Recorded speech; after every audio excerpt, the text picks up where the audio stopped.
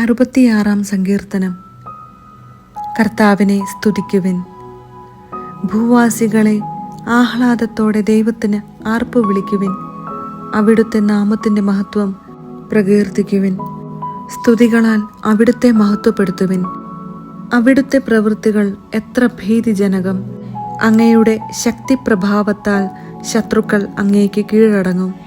ഭൂവാസികൾ മുഴുവൻ അവിടുത്തെ ആരാധിക്കുന്നു. അവർ അങ്ങയെ പാടി പുകഴ്ത്തുന്നു. അങ്ങയുടെ നാമത്തിന് സ്തോത്രമാലപിക്കുന്നു. ദൈവത്തിൻ്റെ പ്രവൃത്തികൾ വന്നു കാണുവിൻ. മനുഷ്യരുടെ ഇടയിൽ അവിടുത്തെ പ്രവൃത്തികൾ ഭീതിജനകമാണ്. അവിടുന്ന് സമുദ്രത്തെ ഉണങ്ങിയ നിലമാക്കി. അവർ അതിലൂടെ നടന്നു നീങ്ങി.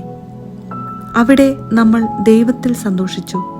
അവിടുന്ന് തൻ്റെ ശക്തിയിൽ എന്നേക്കും വാഴും. അവിടുന്ന് ജനതകളെ നിരീക്ഷിക്കുന്നു.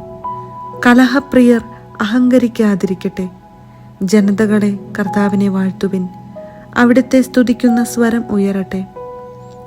അവിടുന്ന് നമ്മുടെ ജീവൻ കാത്തുപാലിക്കുന്നു. നമ്മുടെ കാലിടറാൻ അവിടുന്ന് സമ്മതിക്കുകയില്ല. ദൈവമേ, അങ്ങ് ഞങ്ങളെ പരീക്ഷിച്ചറിഞ്ഞു. ഞങ്ങളെ വെള്ളി എന്ന പോലെ അങ്ങ് പരിശോധിച്ചു. അവിടുന്ന് ഞങ്ങളെ വലയിൽ കുടുക്കി. ഞങ്ങളുടെ മേൽ വലിയ ഭാരം ചുമത്തി. ശത്രുക്കൾ ഞങ്ങളെ ചവിട്ടി മെതിക്കാൻ അങ്ങ് ഇടയാക്കി. ഞങ്ങൾ തീയിലും വെള്ളത്തിലും കൂടി കടക്കേണ്ടി വന്നു.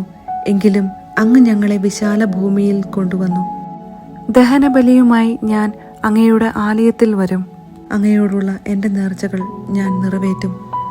കഷ്ടതയിലായിരുന്നപ്പോൾ എൻ്റെ നാവ് കൊണ്ട് നേർന്നതാണ് അവ. കൊഴുത്ത മൃഗങ്ങളെ ദഹനബലിയായി ഞാൻ അങ്ങേക്ക് അർപ്പിക്കും. മുട്ടാടുകളുടെ ബലിയുടെ ധൂമം ഉയരും. കാളകളെയും ആടുകളെയും ഞാൻ കാഴ്ച അർപ്പിക്കും. ദൈവഭക്തരെ വന്നു കേൾക്കുവിൻ. അവിടുന്ന് എനിക്ക് വേണ്ടി ചെയ്തതെല്ലാം ഞാൻ വിവരിക്കാം. ഞാൻ അവിടുത്തോട് ഉച്ചത്തിൽ വിളിച്ചപേക്ഷിച്ചു. എൻ്റെ നാവുകൊണ്ട് ഞാൻ അവിടുത്തെ പുകഴ്ത്തി. എൻ്റെ ഹൃദയത്തിൽ ദുഷ്ടത കുടിയിരുന്നെങ്കിൽ കർത്താവ് കേൾക്കുമായിരുന്നില്ല. എന്നാൽ ദൈവം കേട്ടിരിക്കുന്നു. എൻ്റെ പ്രാർത്ഥനയുടെ സ്വരം അവിടുന്ന് ശ്രദ്ധിച്ചിരിക്കുന്നു. ദൈവം വാഴ്ത്തപ്പെടട്ടെ. അവിടുന്ന് എൻ്റെ പ്രാർത്ഥന തള്ളിക്കളഞ്ഞില്ല. അവിടുത്തെ കാരുണ്യം എന്നിൽ നിന്ന് എടുത്തു കളഞ്ഞില്ല.